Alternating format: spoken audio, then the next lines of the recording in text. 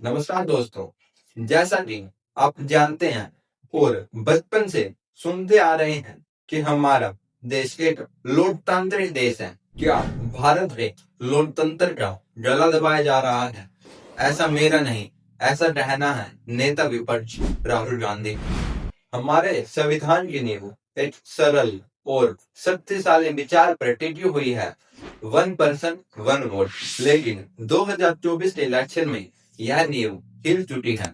राहुल गांधी ने लगभग 1 लाख वोट के स्कैम को अपनी प्रेस कॉन्फ्रेंस में एक्सपोज किया है। आइए जानते हैं इस स्कैम को गहराई से।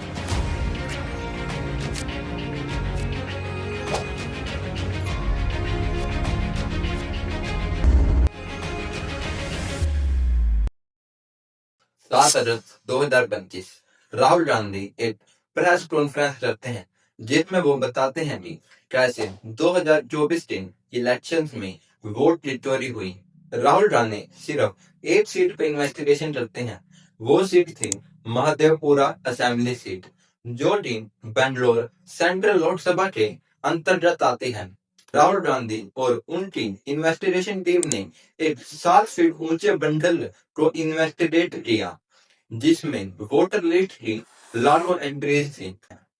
इन सब एंट्रीज को चेक करने के बाद पता चला कि लगभग 1 लाख से ज्यादा वोट्स चोरी हुए हैं। We found that 1,250,000 votes were stolen. आइए जानते हैं 5 टाइप्स ऑफ वोट चोरी। 11,965 वोटर्स डुप्लीकेट थे, यानी एक ही वोटर्स अलग अलग पोल्स में जाकर वोट डालता है। गुरकीरत सिंह डैन नाम का एक आदमी booth number 116, booth number 124, booth number 125 और बूथ नंबर 126 चारों बूथों में वोट डालता है। इलेक्शन चल रहे हैं या फिर कोई मजाक?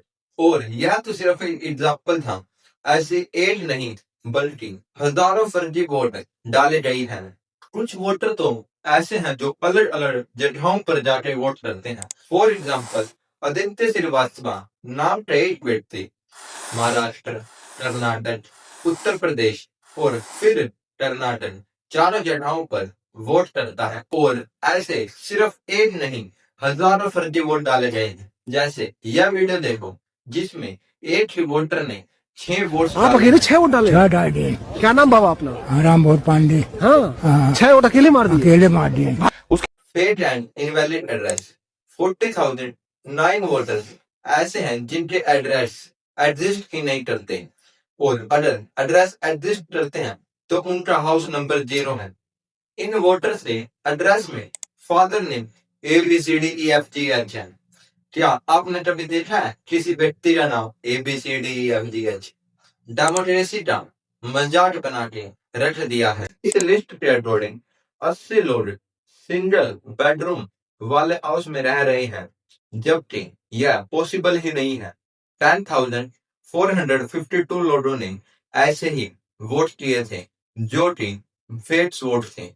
इनवैलिड फोटोज 4,132 वोटर्स की तो वोटर लिस्ट में फोटो ही नहीं है, और अगर है तो बिल्कुल छोटी, एक मोती जितनी, और वो भी black and white.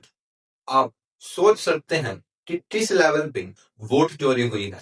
Misuse of forum 6 33,962 voters ने फॉरम 6 का गलत इस्तेमाल करके वोट डाले हैं। फॉर एग्जाम्पल, शकुन रानी जो कि 70 साल की लेडी थी, वो 2 बार फॉरम 6 का मिसयूज करती है। एक बार 13 सितंबर 2023 को बेंगलुरु में, और फिर 31 अक्टूबर 2023 को फिर से बेंगलुरु, और 2 बार वोट भी करती है अलग अलग बूथ्स में। राहुल गांधी का कहना है कि इलेक्शन कमीशन ने उनका साथ नहीं दिया।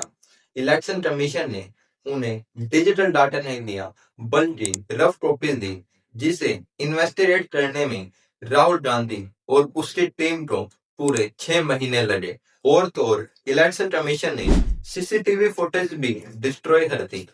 आखिर क्यों किया इलेक्शन कमीशन ने ऐसा?